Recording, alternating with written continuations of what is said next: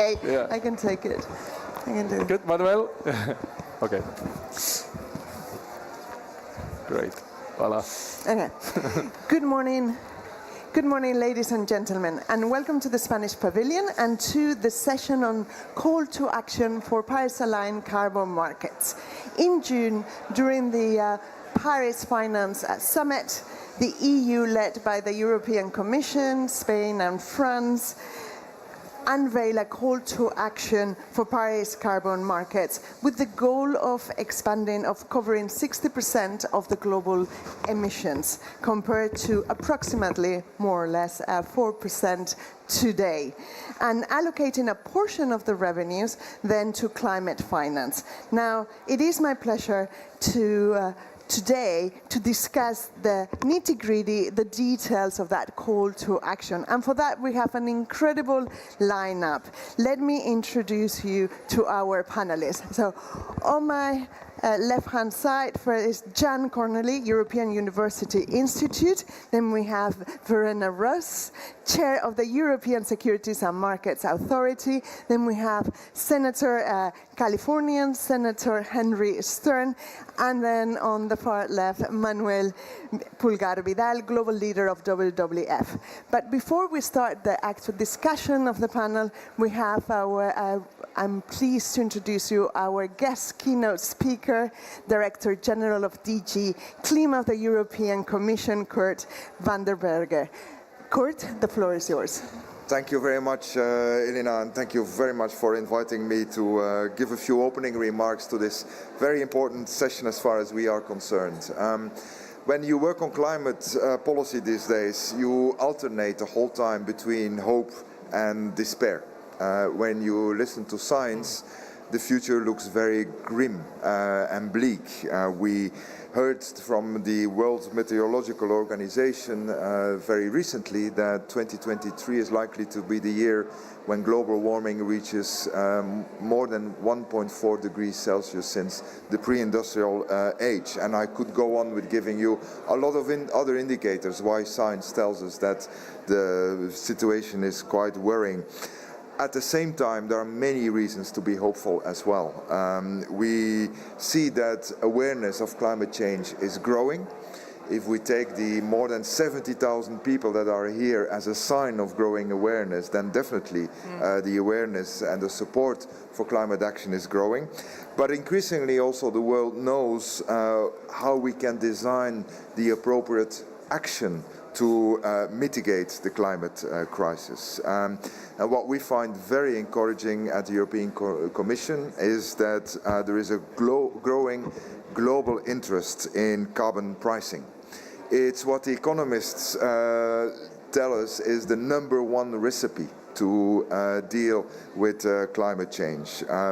It's what the Americans call a no-brainer to put a price on carbon. And with the EU ETS, the emission trading system in the European Union, we actually showed that it works wonderfully well. It works ecologically, it works economically, and will also make it work socially. Just to give you a few numbers, since ETS started in 2005, it has reduced emissions from the power sector and industry by 37.5%. And very importantly, it generated revenues of 175 billion in the last 10 years, 175 billion euros of revenues, which for 75% have been reinvested in climate action, in industrial innovation and in social policies to make sure that no one stays behind, but also in climate finance. It works so well that we have now agreed in the European Union to extend the EU ETS to other sectors, starting with the maritime sector, the maritime shipping sector as of January, and then in 2027 to road transport and heating and cooling of buildings. By then, the EU ETS will cover 75% of Europe's emissions. And we have shown that actually the functioning of the ETS has not led to loss of jobs over the last decades, and it has not led to a loss of competitiveness for the companies involved. So this is really something that we should brag about, but also sell to the rest of the world. So when President Macron in June, as Elena referred to, organized a summit on reforming the global finance architecture, and we were working with France and Spain on finding innovative sources of finance, we thought, well, let's join up. Let's promote carbon pricing in that context as part of a reform of the global finance architecture. And what we really try to do is to clarify, bring clarity and structure to the whole global debate on carbon pricing and carbon markets, and present an actionable approach at the global level to make sure that carbon pricing and carbon markets work at global level for the benefit of climate action, not just leading to more transactions for transaction's sake, but really has an outcome that helps us deliver in a responsible manner, economically, socially, and environmentally for climate. And we thought that the key there is to really make sure that carbon markets align with the Paris Agreement. All parties in the world have signed up to the Paris Agreement, which means that we need to achieve as quickly as possible net zero. So what we need is a reduction, an effective reduction and removal of greenhouse gas emissions. And that's how the call came about, the call to action for Paris-aligned carbon markets, which is based actually on Article 6 of the Paris Agreement and on the G7 high-integrity principles that were adopted by the G7 under Japanese presidency. Now, the call to action, I will not present it in detail, but it basically presents a typology of approaches, knowing and acknowledging that no one size fits all. Every situation of every jurisdiction is different, but we need to have a common understanding of what we want to achieve and have common principles. So we propose three approaches. The first best approach, based on the experience of the EU, is to expand and deepen domestic compliance markets, where we basically have domestic carbon pricing and carbon markets that are aligned with pathways to net zero. We see this as the best approach for the major emitters, especially the G20 in today's world. And as Elena was saying, we signed up as EU to Canada's Global Carbon Pricing Challenge, which has the ambition of extending the coverage of carbon pricing to 60% of global carbon emissions, which would cover the G20, which today actually represent 80% together of all carbon emissions. And what we have said in the call to action is that if this happens, if a sufficient number of major emitters sign up and introduce carbon pricing, domestic compliance market, then we should consider giving a share of the revenues from ETS to climate finance for the benefit of developing countries above all. That's the first best approach. The second best approach, or the second approach, which definitely also has merits, is to support host countries for full implementation of the agreed Paris rulebook, the rulebook for international compliance markets, very much linked to the Article 6, where we need and want very high standards for the generation and use of carbon credits, and we believe there is a big need and a potential for supporting especially developing and emerging economies in building capacity and in providing technical assistance. And I must say we are very encouraged at the European Commission these days, because we get requests for technical assistance from literally the whole world that is now looking at what we're doing in Europe and how they can also introduce it. And then there is a third approach, which is the voluntary carbon markets, which we believe as EU they can also contribute to the goals of the Paris Agreement. But it depends, of course, on having very credible standards, both in the use and the generation of carbon credits, the demand side and the supply side. What is important above all is that voluntary carbon markets must lead to real, effective, verifiable and additional carbon reductions or removals. It's very clear, I think everyone will agree, that we cannot offset ourselves out of the climate crisis.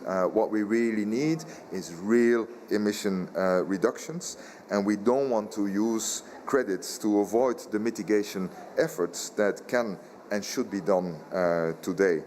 So, Elena, this is a very broad brush overview of the call to action for Paris-aligned carbon markets and a little story of how it came about. We are convinced with the EU 27 member states that scaling up carbon pricing and use carbon markets will go a long way to achieving our Paris goals. And the call to action is really a call to all parties to the Paris Agreement to join forces, to mobilize and to work together, knowing that also in the EU we have learned lessons. We have learned from failings in the EU emission trading system, which we're happy to share with everyone in the world. May I say in ending that recently in September, the African Union called for a global carbon tax. We believe that the promotion globally of the call to action is actually the most pragmatic and most rapid way to implement what looks like, or could look like, a global carbon tax, or definitely deliver on that goal. So thank you very much for organizing this session, and I look forward to the discussion. Thank you. Thank you so much, Kurt.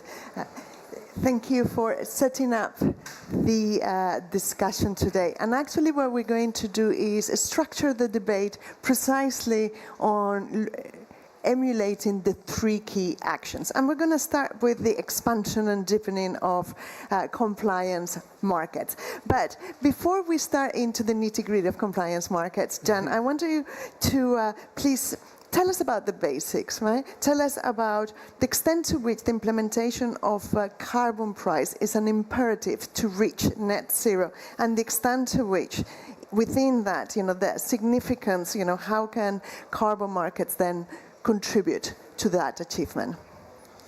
Well, thank you very much. Kurt has already alluded to quite a few points, but as a start, I also want to get back to the op-ed that yesterday was published by von der Leyen, President of the European Commission, and also Georgieva, Managing Director of the IMF, which basically says, carbon pricing, it works, it's cost efficient, and it's fair. And I think we've seen all these three factors at work in the way the European Union has set up its system of carbon pricing. It's not the only one, but it's one that has shown to work. Emissions have reduced 37.5%. It's shown to be cost efficient. We have decoupled, in effect, economic growth from emissions, and it's fair. The auctions raise revenues with which we can recycle revenues and address in a targeted way the impact on social economic elements. So, and by now, I should also add, it's the biggest carbon market in the world. I mean, we're not used to in the EU to say in the world, but I think here we can say it's the biggest carbon market in the world. It's a market. It works according to financial market discipline and so forth. And there have been some moments where I had to step in with regulation, also it's the question of speculation, but it works. Now, two things going forward I think are very element in this basics. In the EU, it is the main instrument. And I think, when we go back to the impact assessment of the Green Deal, it was very clear it's the main instrument of EU climate policy. There are sectoral policies on renewable energy, on hydrogen, on batteries, on car emission standards. So these are all adding, but having a carbon price is the main instrument. First, power and industry, we're going to maritime aviation, fuels for heating and transport. So in the end, indeed, 75%. And that means that price will matter a lot and will be sort of the body temperature of EU climate policy. And this price, and that's the second thing I want to add there, this price is really adding to the incentive to invest in low carbon goods. And I think, and there I immediately invite my American colleague here to express also himself on that. Having a carbon price incentivizes low carbon demand for low carbon goods. And that's very important because in the last year, there's been a lot of discussion on supply, with the IRA, with the Chinese, supporting the supply of low carbon technologies, whether it's solar and wind or hydrogen or batteries and EVs and so forth, so heat pumps. So a lot of the focus has been on supply, but we believe in the EU that in the end, you need a carbon price to support the demand for those goods, because you can support for 10 years the establishment of a green hydrogen sector, but who will pay for green hydrogen after the subsidies have run out on the production and there's no price differential on the carbon compared to natural gas, which is ultra cheap and might become even cheaper in the future. So if you don't have that price differential, how will you sustain demand? And I think that's the key for the world. We're seeing a lot of developments in clean tech, but also on the oil and gas. You need a price differential to distinguish those two and to steer the choices to the low carbon ones. And that's very important on the demand side. Thank you, Jan. We're actually going to cross the Atlantic and ask Henry. Henry, California also opt for the same approach, regulated compliance markets. Can you tell us a little bit about why California, how the decision was taken, why California also took the same route? Is it because of the price reference? Thank you, and it's an honor to be here amongst the biggest carbon market in the world and our partners in Europe. We like to think we're big in California, but to be amongst allies is comforting and inspiring. It feels lonely sometimes, I will say, in the United States, especially when it comes to carbon pricing. It's been a journey that began back in 2006, and I wrote, as then an attorney, the original cap and trade and climate legislation that Governor Schwarzenegger put into law, and we've gone through 3 successive changeovers in power from Republicans to Democrats, and we've been able to sustain stability and growth actually in our carbon market. So over the last decade, not 170 billion, but about 50 billion in revenues, 15 billion or so that was returned back to cutting people's power bills and actually reducing prices. We wrestled with the question of tax, of command and control, and of carbon pricing. And there was initially, I'd say, some inherent distrust, and we had some rocky early years.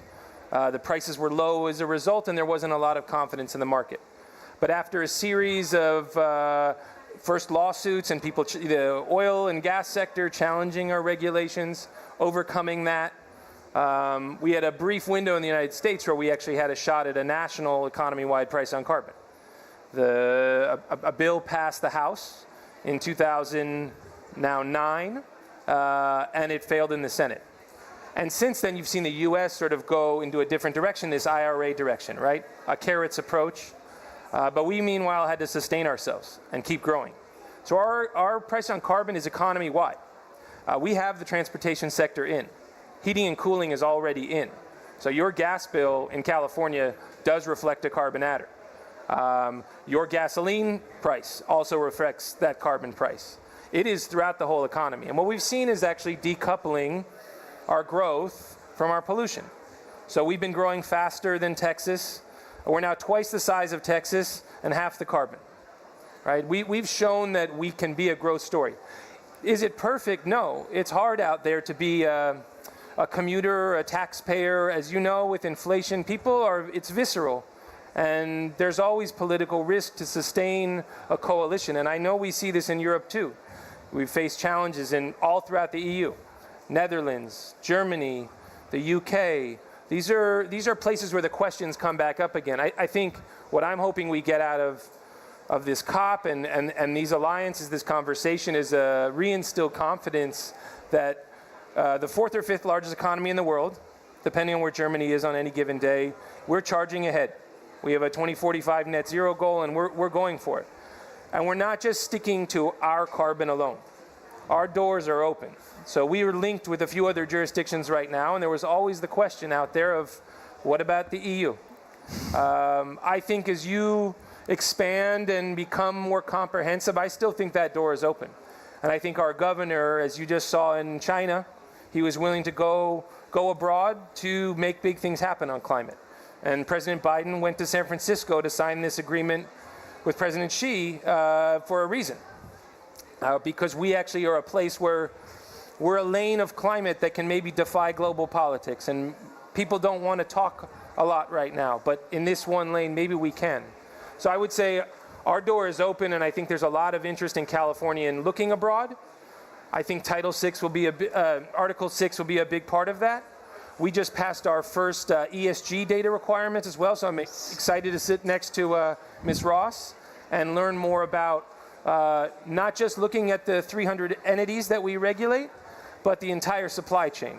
If we can build integrity around what Amazon's global goods and services footprint is, or where our steel actually comes from, or where my pants and shoes come from, and look deeper. Now our Air Board isn't just mandated to look at our carbon, but to measure anyone doing $1 billion of revenue in the world that does business in California, to say, we're going to look at your Scope 3 emissions too. And perhaps out of that, the Director General talked about the voluntary market. Perhaps we can start to discipline and supercharge that market as we get more transparency into Scope 3, the motivation of maybe not the energy sector and oil and gas, but all the major retailers, the supply chains that truly supply the world.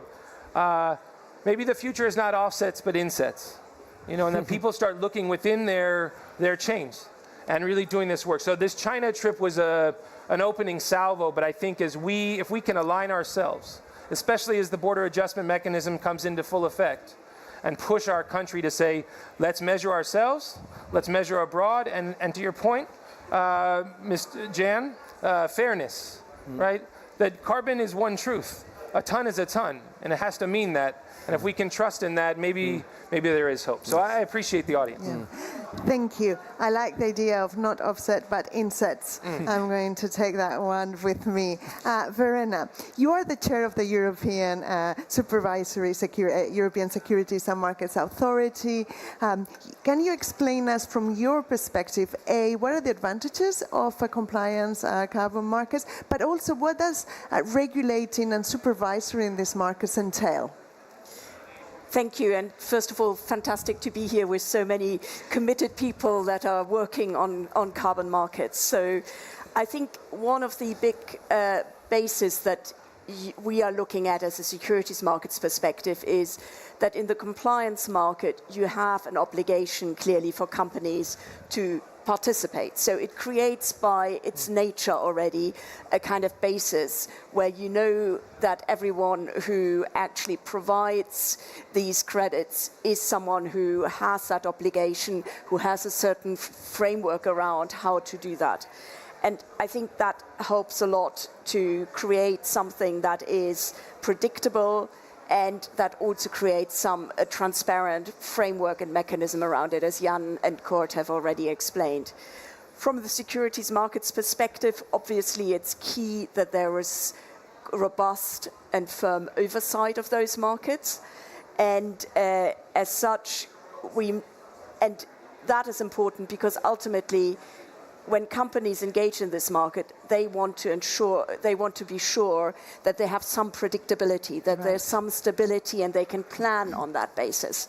And that is what we need to ensure by making this a regulated environment. So a robust oversight arrangement is key.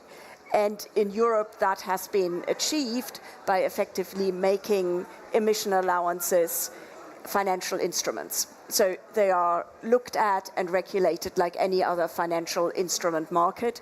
And with that, we were able to bring into it a lot of the experience of actually how do you supervise and regulate markets.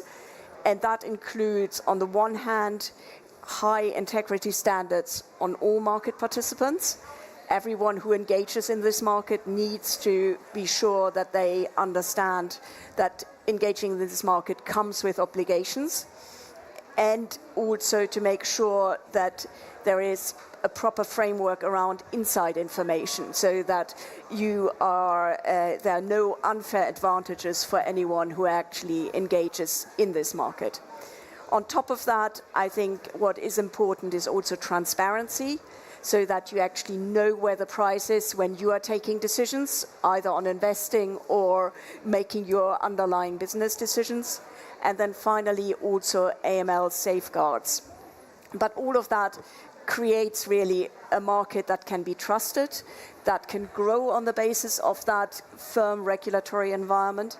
And so I think there is an important role to play where we can also bring the experiences of securities markets in other contexts, in other instruments. So whether that is, equity bonds, which are obviously far more established, or whether that's other commodity markets, which often have quite some similarities with what we're seeing here on the emissions trading.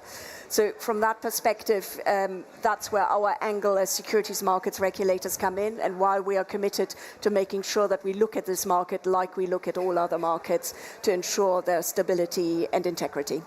Thank you, Verena. From the regulators and supervisor, we're going to move to civil society. Manuel, I'm interested in your perspective from, the perspective of the civil society. How do you see the role of regulator carbon markets within the bigger discussion of carbon pricing? And then more concretely, one of the proposals actually of the call to action was that it wasn't enough to have a regulated carbon market, but we need to work towards that carbon market to be aligned with the goals of the Paris Agreement. So can you tell us a little bit about your perspective on both? Sure, thank you, Elena. Can you hear me well? Yeah, thank you. So I would like to bring into the room some different size elephants, small, medium, and large, because I think it is important to mention, and to try to be systemic, and thank you, Kurt, for your introduction, because there are many elements in those three approaches that you mentioned in the beginning.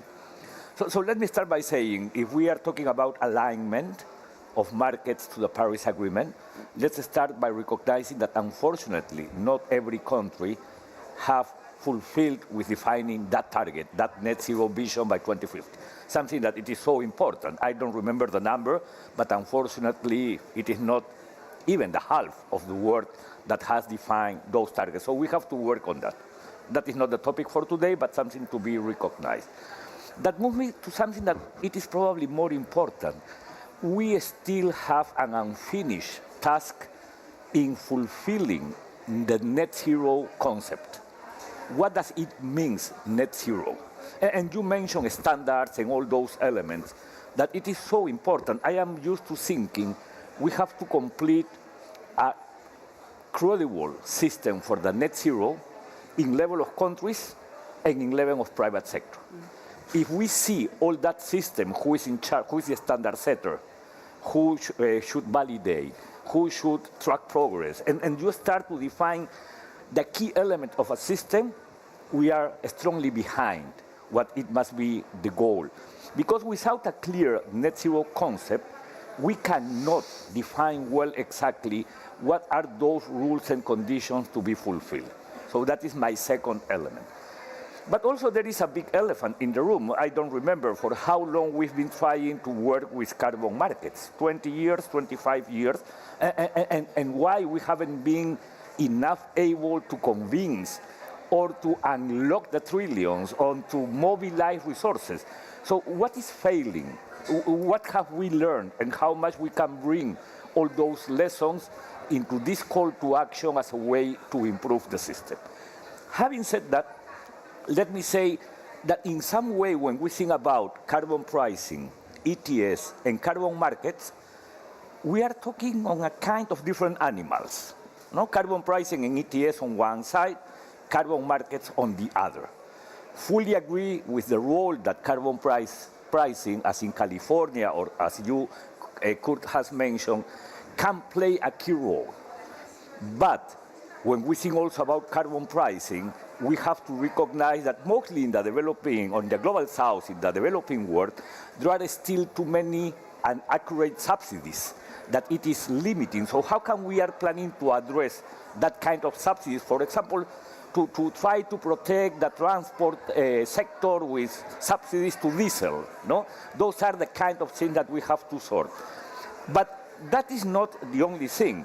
Also, I think that we haven't taken well advantage of this coalition of Ministry of Finance that has approved the Helsinki Principles, the Santiago Action Plan, that it has as one of those key roles to define a carbon pricing policy. And I don't know by now, 62, 65 ministries of finance of the world, it is a good number, probably even more, I don't remember the number, but we are not working with them. And the role of ministers of finance to define a carbon pricing, it is a key element. But now let me move into the carbon markets. That is the large size elephant. Because I am always, and this could sound naive, it is not. But I am all the time wondering why when we think about carbon market, we are thinking that the objective is the market. It is not the market. It is to give a real price and to reduce carbon, but also it is to protect ecosystem and to protect the forest.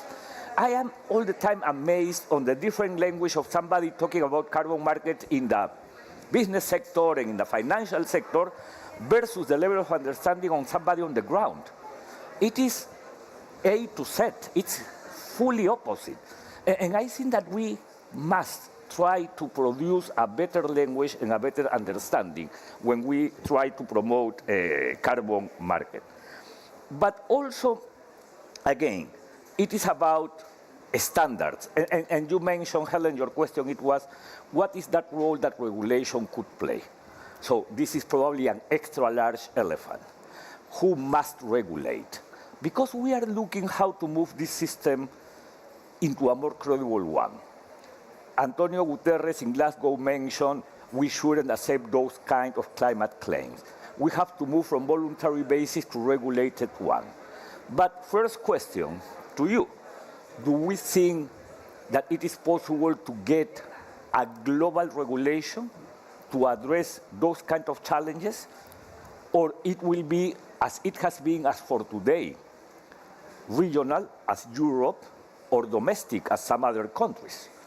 The point it is, and if it is the second, so we will have regions, what does it mean to the whole world? No? How much kind of protectionism could come because of that regulation? But more than that, again, I don't want to be naive with a typical language, but I do want to understand, for example, why the recent provisional regulation of the EU to ban misleading carbon neutral claim for products are not accepting voluntary carbon markets in those claims. That it is different of this task force of disclosure, I don't remember TPP, TDP of the UK, that it is accepting under some condition. The point is how to align that. Even in the developed world, there is not a fully coincidence on what are those kind of regulations that we must include to define a credible system. So those are the kind of things that I am all the time wondering what to do. And let me finish, I'm taking too much time. Even with SBTI, I am SBTI board member, and also working in the steering committee of the VCMI. No? And now I am listening people saying SBTI is killing the market because it is not accepting voluntary carbon market in the net zero standard. We have to do that. We have to bring voluntary carbon markets or to work beyond the value chain. So those kind of discussions are, and you have read those news about the banks, no? The 4 banks that has not left SBTI. It has defined something, but there are some elements. So if you allow me, Manuel, I think that we're going to park only momentarily the question on the voluntary markets and how they should be addressed, both from an integrity perspective. and also in terms of how to account, how companies could or not could account for them. And then take your point around the regulation more like that global, right, regulation, which it means to me Article 6.4 on the table. But before moving to 6.4, very quickly, Manuel also made a very good point around what have we learned, right? So can you briefly tell us, what have we learned in Europe, that can be, also a lesson for the rest, like a teaching lesson for the rest? Well, I think if we look back on the ETS since the beginning, there's been roughly 3 big challenges. The first one was setting up the MRV, monitoring, reporting, verification, the registries and so forth, which was a huge challenge, which is tremendously important to make the market work. And in the beginning, it was learning by doing. And some mistakes were made, it had to be addressed. The regulator had to step in. There were some pockets of fraud, but that was ironed out. So, and I think now the market is robust, is integer, it works. Second challenge was over-allocation, and hence a very low price. And that was partly a reflection on the European economy, so it's the anti-cyclical thing, but also it was the CDM credits, which were abundant and cheap and dampened the price, so that was stopped in 2014. And then there was also the internal European over-allocation, which was addressed then with the market stability reserve, basically taking out up to 1.3 billion allowances out of the market in order to make this credible claim that the carbon market works towards emission reduction and is not just recycling an over-allocation of credits. So that was the second challenge. Over-allocation, low prices, it's been addressed, and I think we have instruments in place now to tackle that. And now we're facing the third one, which going forward might be the most difficult one. It's very high prices. And we've seen, peak prices at 100. Everyone expects there will be peaks probably beyond 100. We're now at 75 euro per ton of CO2. But that's a price that starts hurting. And obviously when it hurts, some people shout, and so it finds its way in the political arena. And in 2022, after the invasion of Ukraine and the peak of the gas prices, the Polish Prime Minister called for the suspension of the ETS.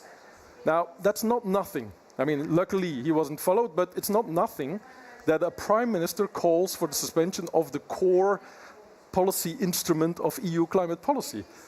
And it's not innocent. It's not innocent. I mean, we have to be careful, because at that time also, we have to admit, the price wasn't working. The gas prices were so high that even with the ETS price, coal was cheaper. And so the fuel switched, which has reduced emissions with the 37.5%, that was coal to gas, and that stopped. And that's a difficult moment, I think. And so our conclusion from that, I think, is that we need to be ready to navigate extreme price events. Because there will be moments where, where it's getting very tight in terms of emission allowances for industry. We're going to add difficult sectors like maritime and aviation. Aviation is already in, but it might be extended. So there might be a moment where the price pressure is very high, and we need a solution for that. And so the market stability reserve, which took out allowances but also can put them back in if the prices are high, that's called the sponge of the European emissions trading system. And I would argue we have a sponge, but we also need a tap. We need a tap of external allowances that can find their way into the EU ETS system in order to alleviate those price pressures and also help, stabilizing the price by bringing in high integrity credits. And I would start there with EU allowances, EU removal allowances, because we need removal too. We need negative emission. We're net zero, also in Europe, that's the law. And net zero means negative emissions have their place, and negative emissions credits could find their way into the ETS if we do that as well.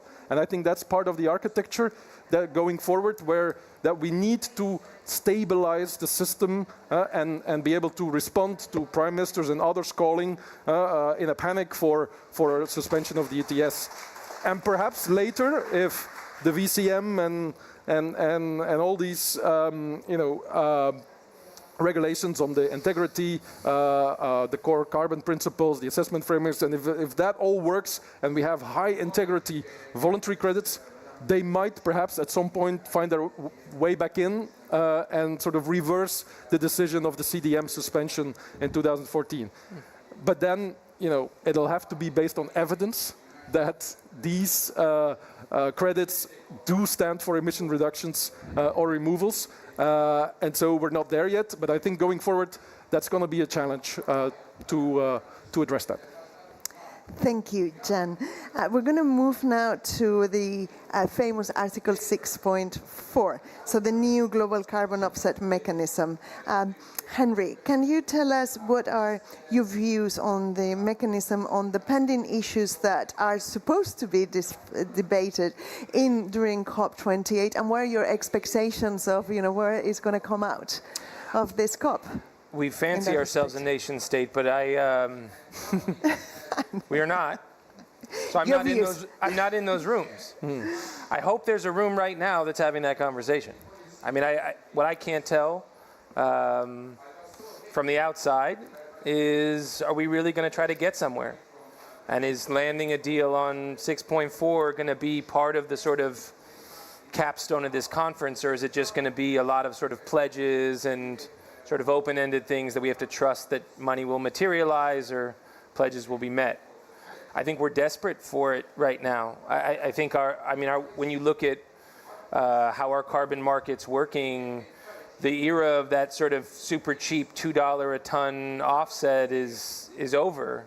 And the market's realizing that, and that if we build integrity back, though, especially for the voluntary players, they're going to have, to our regulators' point, some certainty.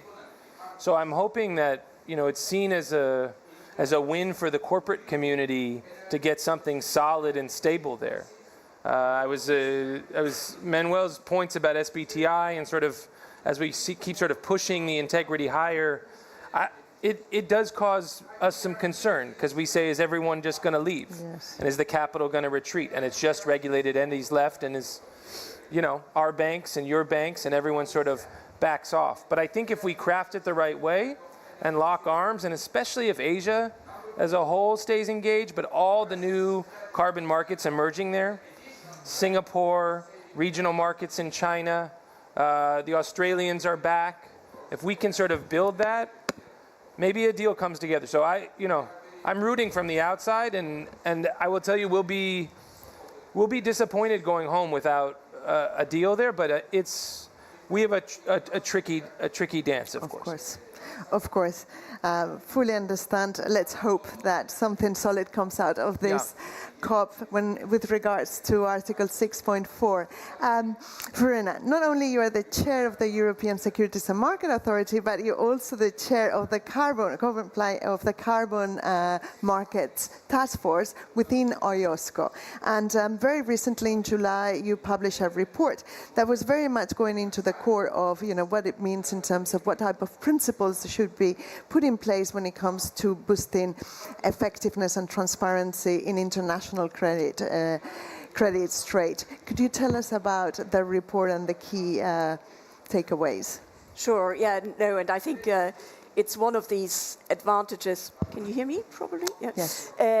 It's one of the advantages of, wearing different hats that you can learn from with your one hat, and you can try to use that in a different way. And co-chairing together actually with my US counterpart, Ross Benham from the CFTC, the work stream on carbon markets, was a really excellent experience. So we started working on compliance carbon markets in the IOSCO context.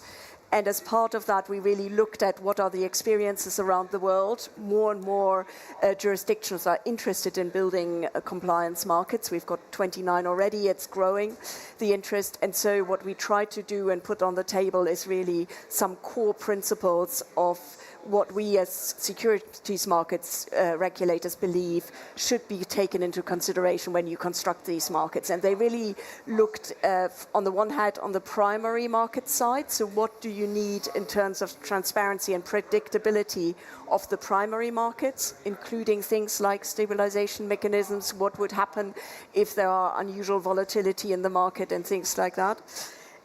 And then move to the secondary markets, the ongoing trading, where it's really around transparency, integrity, and also the overall structure of the players and what their obligations are. So all of that was trying to set out some clear principles to the market. I think, and again, having my European hat on, I think it is important to ensure that we learn also lessons from some of the kind of unusual market events we have seen. I think the gas market events last autumn were clearly extraordinary and something that meant that particularly in Europe, we really had to think very carefully, how can we re-establish confidence in some of these markets? And so I think from that perspective, it's important to keep that constantly under review. At the same time, I think we need to make sure that the market also has stable rules they can rely on, which don't change every few months and at every point in crisis. So it's really trying to find the right balance there. And then finally, maybe in our report from IOSCO, we also included a chapter on how can you actually link some of these potential compliance markets internationally. That's not easy. Each of them have grown intrinsically in their market structure, in their legal system. At the same time, it is important that we think about that going forward, because the issue is global, so we should try, at least me personally, in an idealistic manner, we should try to also link these markets globally. Thank you, Verena.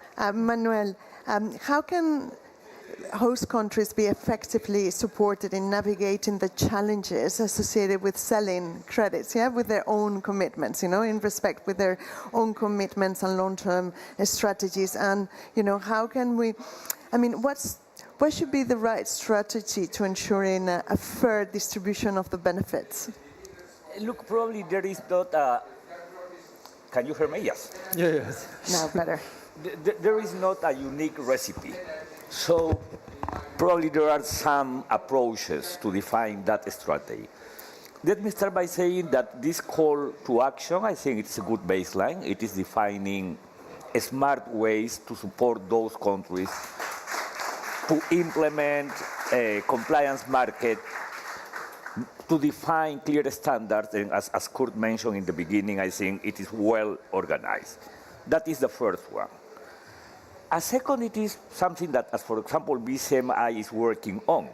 BCMI, it is developing this code of conduct with a country contact group. What it is so important, because despite that it is related to the voluntary carbon market, it is including considerations, created more awareness, defining more clearly the needs of those countries. So I think that those kind of participatory processes that can include countries, also it is a good way to define. That moves me to the third. I am always wondering, and in some way you mentioned it, what it will be the future of the voluntary carbon market versus a well and finalized compliance system. No? Because with the current price of carbon in the voluntary carbon market and what it could be the expected more fair and accurate price in the compliance market, how to transition, how to make that transition. For me, that is a key element. I am Peruvian, and in Peru, we have developed voluntary carbon market not in a jurisdictional way. So how can you transition from that system into a jurisdictional one? Because I used to be minister. Now, 6 years ago, I left that position, but the current minister it has finally been released to define a rule to have all those contracts well registered, and you can't imagine how much opposition that created.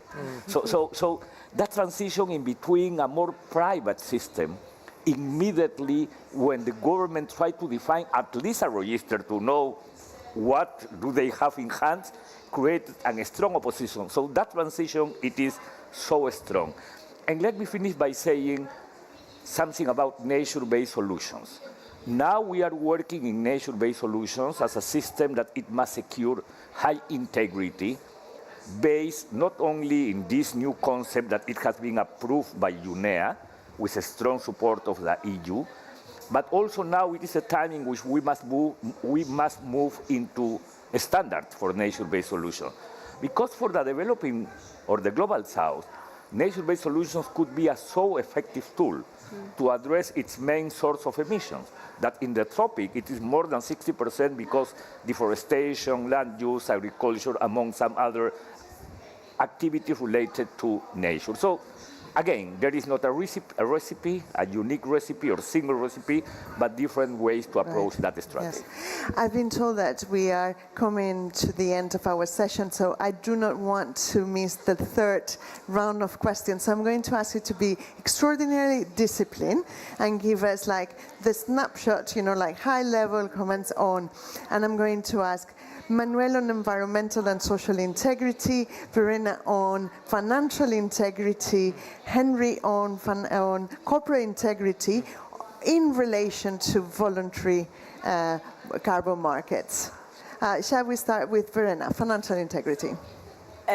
So I can be very brief because in a way, many of the same principles that I outlined for the compliance market should apply to a voluntary market. If you want a market that is integer, has integrity in its financial functioning, you need many of the same principles.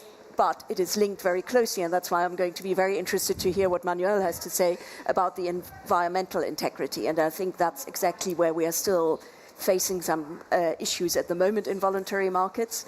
On the financial integrity, ultimately, it comes down to the same principles I outlined earlier. They have to work in a transparent way. There have to be clear rules of the game.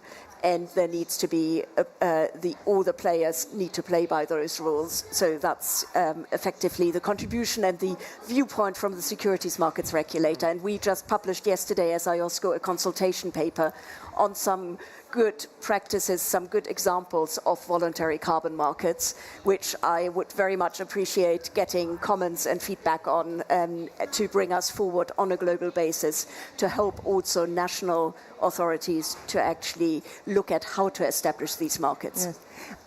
Absolutely, and if anyone is interested in hearing more about that report, you can watch the replay on the Spanish Pavilion website. Manuel, environmental and social integrity. Look, it is a combination of certainty, standards, and clarity. Because, let me again go back into nature-based solutions just to use it as an example. We are used to creating misunderstanding on what does it mean. As soon as we get some concept as nature-based solutions, everybody starts to use that concept in a different way. I am used to thinking nature-based solutions, it is a mechanism in which you have to fulfill three main values. Address a societal challenge clearly, secure ecological integrity, and promote social benefits by using conditions. That is why I think that a standard, it is a key element. Sometimes people is asking me, trillion trees could be a nature-based solution? Maybe. It could be, it couldn't.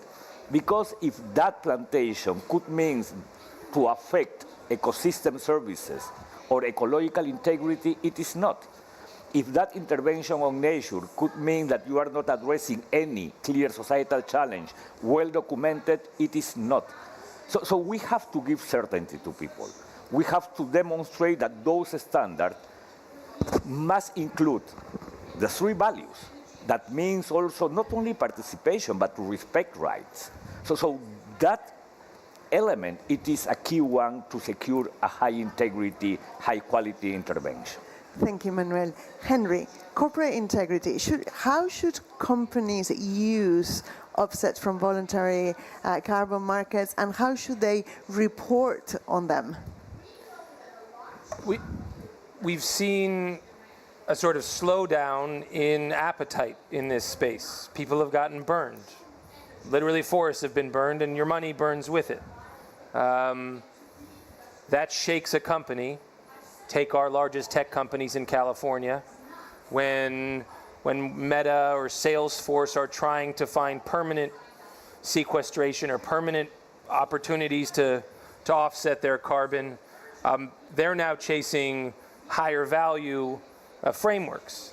But I think the private sector came to us last year and said, at least some of our leaders, and said, we need something more stable than just a set of sort of independent standards or voluntary standards. We need compliance-based standards. We need the rigor that the compliance market has in this voluntary space. So we passed new legislation to fill the gap for what our Securities and Exchange Commission has not yet done, to have a disclosure standard and to look deeper into their value chains, into Scope 3, and to build some standardization.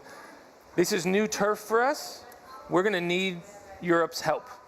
Right now, I think if we can start to align under things like the ISSB and try to find common language, it's not then just a stick out for corporations to say we're going to sue you if you're greenwashing, but it's the carrot to say we're going to make, forget 100 million, 100 billion. We're going to make it count. And those pledges are going to be real. And if we can get that capital off the sidelines and unfreeze it and de-risk it politically, especially in the US, or say in Texas or Florida, you're risk being boycotted maybe by their state if you invest in ESG.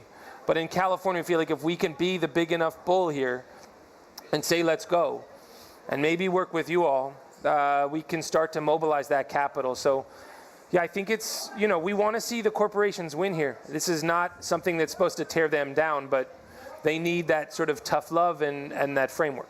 Yeah. Thank you. I have to say that in Europe, in the new European sustainability reporting standards that have been published very recently in the European Journal, it's quite, I think it's very clear. It says that basically any use of offsets needs to be disclosed separately.